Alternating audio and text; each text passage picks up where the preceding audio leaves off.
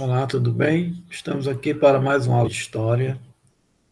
Dessa vez nós vamos falar sobre o capítulo 10, que tem como conteúdo os reinos africanos.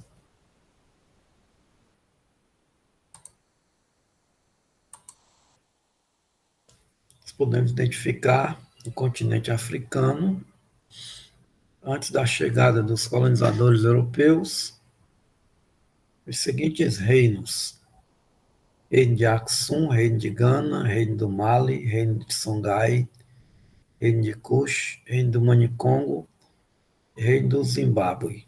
Então, esse capítulo ele tem os seguintes objetivos: abordar as sociedades que se desenvolveram na África subsaariana entre os séculos VII a.C. e o século XV depois de Cristo. Conhecer aspectos culturais e religiosos dessas sociedades, analisar as diferenças entre povos africanos, relacionar as raízes africanas com a cultura brasileira.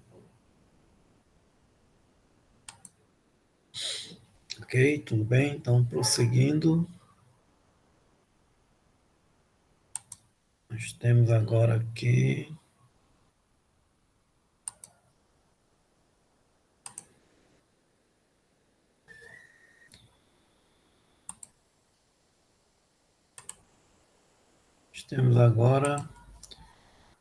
a divisão do continente africano. Em relação aos aspectos históricos e culturais, a África pode ser dividida em duas grandes regiões: África do Norte ou Setentrional e África subsaariana.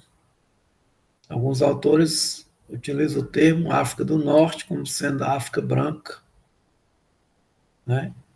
E a África subsaariana como sendo a África negra. Ok? Sendo que na parte da África branca teve aí a presença dos árabes através do islamismo, a expansão da religião muçulmana. E na África subsaariana identifica-se uma grande variedade de povos, né, de culturas diferentes que praticavam religiões animistas e o cristianismo. Essa parte aqui que está de laranja. Ok?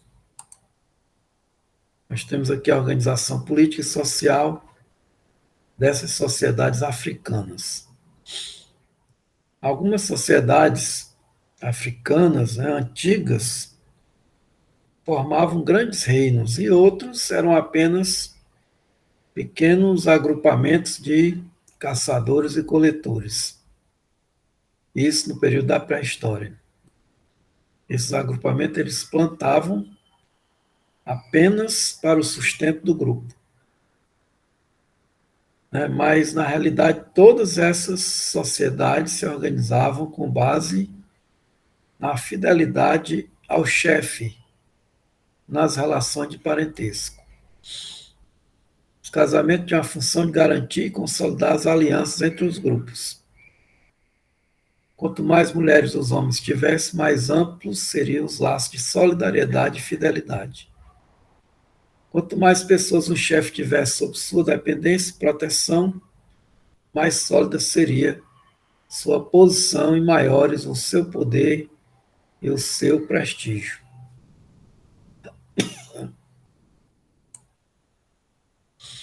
Nós temos aqui o reino de Aksum, né, esses habitantes desse reino, né, eles chegaram na região da Etiópia, da atual Etiópia. São originários do sul da Península da Arábia. No século VII a.C., ele já dominava a agricultura e a pecuária, com a criação de bois, ovelhas, cabras e cavalos. Provavelmente conhecia o arado e tinha uma escrita de caracteres semíticos, de origem semita. Com o passar dos séculos, seus primeiros acampamentos e aldeias cresceram e se transformaram em centros comerciais. A cidade de Adulis, no litoral do Mar Vermelho, por exemplo, tornou-se um movimentado porto. Porém, foi na cidade de Aksum, no planalto da Etiópia, que se desenvolveu o intenso comércio de marfim de plumagens variadas, de obsidiana, de ouro e sal, no início da era cristã.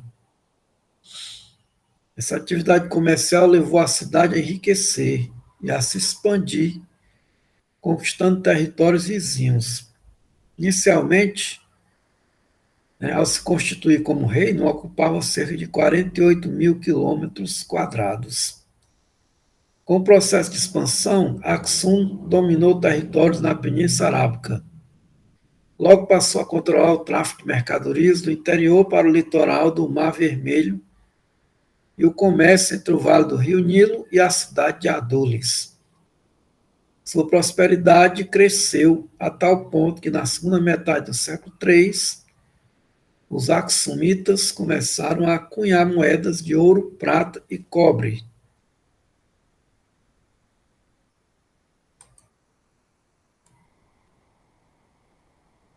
Temos agora o reino do Sahel. Sahel é a faixa de terra que fica entre o deserto do Saara, ao norte, e a floresta tropical úmida ao sul. Os primeiros assentamentos dessa região ocorreram entre 600 a.C. a 200 a.C., junto a oásis e rios. Surgiram depois aldeias, cidades e o comércio se expandiu. Essas comunidades se tornaram mais complexas com o tempo e se transformaram em estados governados por um rei. O desenvolvimento comercial permitiu que alguns desses estados se tornassem mais ricos e poderosos, passassem a dominar seus vizinhos mais fracos, dando origem a reinos como Gana e Mali. Temos aqui o Ouro de Gana, um reino que se desenvolveu muito através do ouro, da exploração do ouro. Localizado onde hoje fica a Mauritânia. O reino de Gana surgiu por volta do século IV. Ficou conhecido em razão de sua produção de ouro.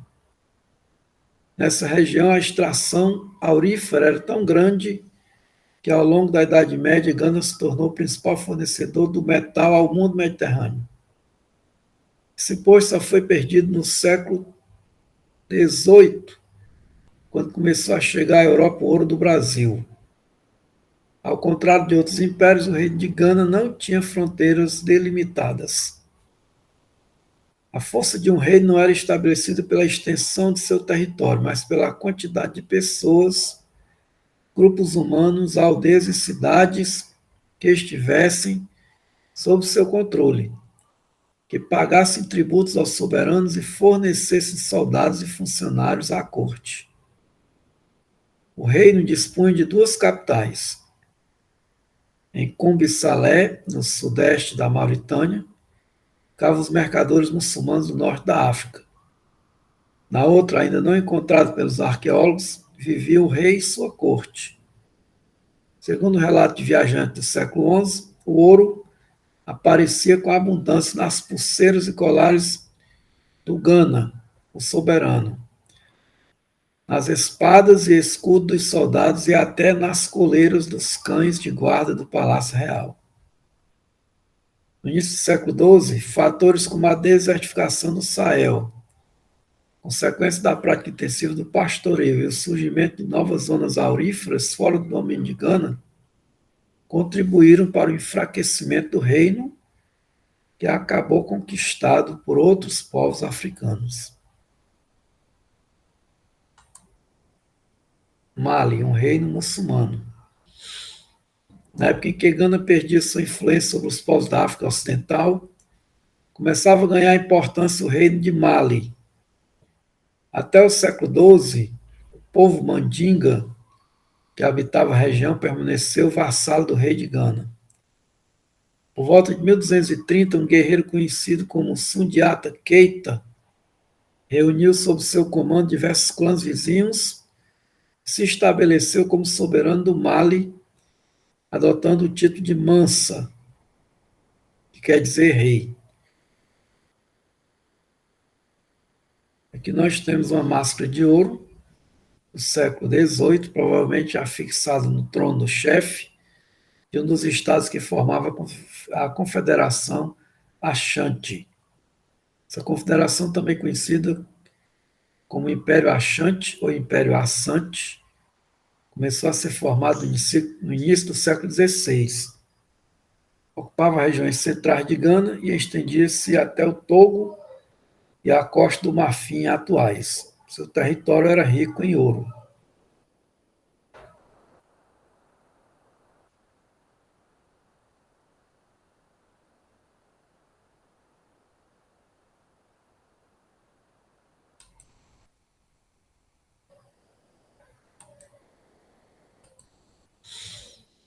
Nós temos no continente africano uma grande diversidade religiosa, né, que pode ser comprovada através dos reinos de Mali, Gana e outros. Ao expandir seu território, o Mali passou a dominar áreas que iam desde o Atlântico, onde hoje fica Senegal e Gâmbia, até o rio Níger.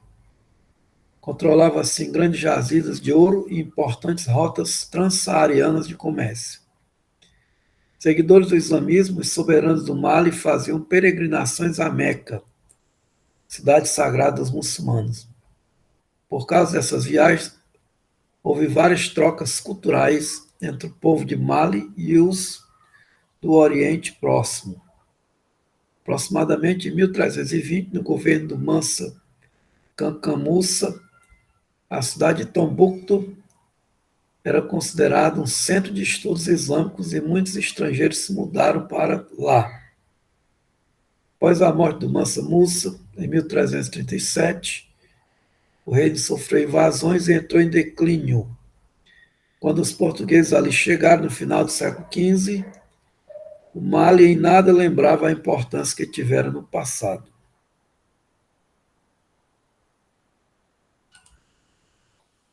Civilização iorubá. O termo iorubá refere-se a vários povos subsaarianos unidos por laços linguísticos e culturais, como Efãs, Ijexás, Egbás, entre outros. De acordo com evidências arqueológicas, os ancestrais iorubás ocupavam, desde a pré-história, a confluência entre a zona da floresta e a bacia do rio Níger, onde hoje fica o sudoeste da Nigéria e a divisa entre Benin e Togo. Nessa região, os iorubás criaram uma civilização caracterizada pela articulação de diversas cidades e aldeias. Formavam reinos independentes, com seu próprio Oba, o chefe, e suas tradições religiosas. O aspecto comum a todos os iorubás era a crença de que tinham a mesma origem divina. Segundo a tradição oral, o Deus Supremo era Olorum, o Olodumaré.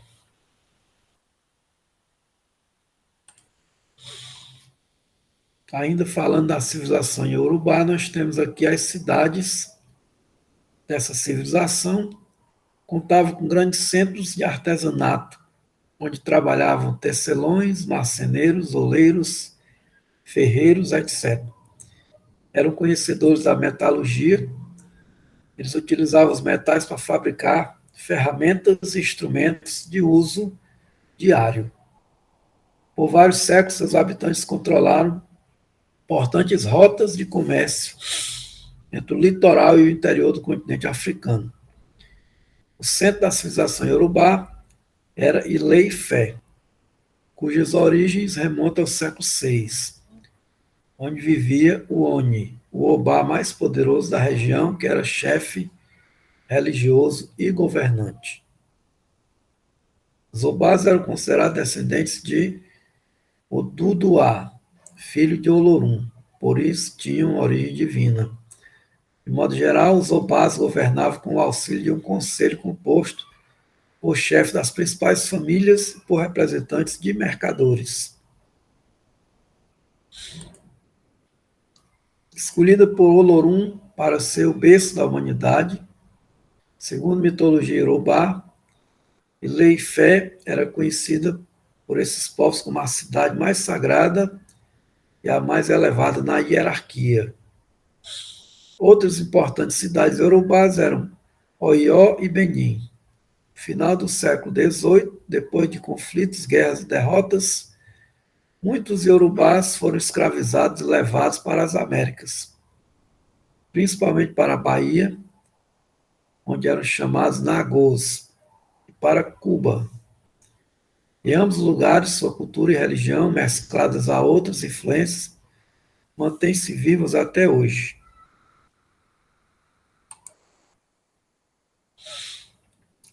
A África no Brasil. Escravizados e trazidos para o Brasil durante vários séculos, os iorubás e os bantus são povos que ajudaram a formar a cultura e a sociedade do Brasil. Devido aos iorubás, hoje se pratica o culto aos orixás do candomblé, como Xangô e Iemanjá. Deles herdamos instrumentos musicais como o atabaque e o agogô. Na culinária introduziram pratos como o vatapá e o acarajé. Os bantos também nos legaram inúmeras manifestações culturais. Por exemplo, congadas, maracatus, jongos, sambas de umbigada, lundus, simpatias, mesinhas, rezos, diversas palavras e ritmos.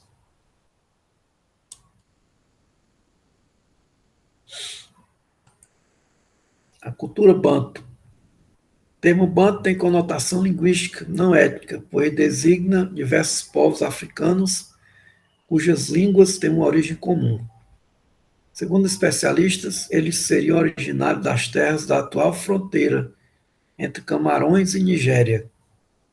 No fim do século XIII, os bantus ocupavam cerca de 2/3 do continente africano, distribuindo-se por áreas que vão da atual África do Sul até um pouco acima da linha do Equador. Viviam da caça, da pesca e da coleta de alimentos, domesticavam animais, praticavam a chamada agricultura de coivara, técnica que consiste em limpar o terreno por meio do fogo. Quando se esgotavam os recursos do lugar onde se encontravam, os bantos se mudavam para outra região. Em certos lugares, os bantos permaneceram organizados em comunidades independentes e, em outros, estabeleceram estados. Com essas andanças, os bantos povoaram áreas muito extensas do continente africano. O estado banto que se destacou foi o Grande Zimbábue, surgido por volta de 1300 no atual Zimbábue. Ali os bantos se tornaram artesãos, pastores, agricultores e comerciantes que levavam ouro e marfim da região para vender na costa oriental do continente. Outro reino de destaque surgiu no início do século XV, na atual região do Congo, o Mani-Congo. Era organizado em províncias e chegou a controlar outros povos. Entre 1500 e 1889, período da colônia do Império no Brasil, milhões de bantus foram escravizados e trazidos para nosso país. Assim como ocorreu com a cultura iorubá, muitas características da cultura banta encontram-se na base da cultura brasileira. Nós temos aqui algumas imagens de reis africanos. Nós temos aqui na primeira o reino de Songhai, um rei do Império de Songhai. Na segunda, o rei do reino de Assante. E no terceiro, um rei de Mali, do reino de Mali. Nós temos aqui o primeiro de Kanem-Bornu, o segundo de Songhai e o terceiro do Egito, Faraó Tutmose III, né? Quebrando aquele mito de que os faraós do Egito eram todos brancos. Mas em alguns períodos da história, alguns faraós vão ser africanos de origem negra, né? Originários do reino de Cush, na Núbia, no atual Sudão. temos aqui o rei de Gana, o rei do Egito e o rei do Mali, Mansa Abu Bakr II, um dos mais conhecidos e um dos mais poderosos.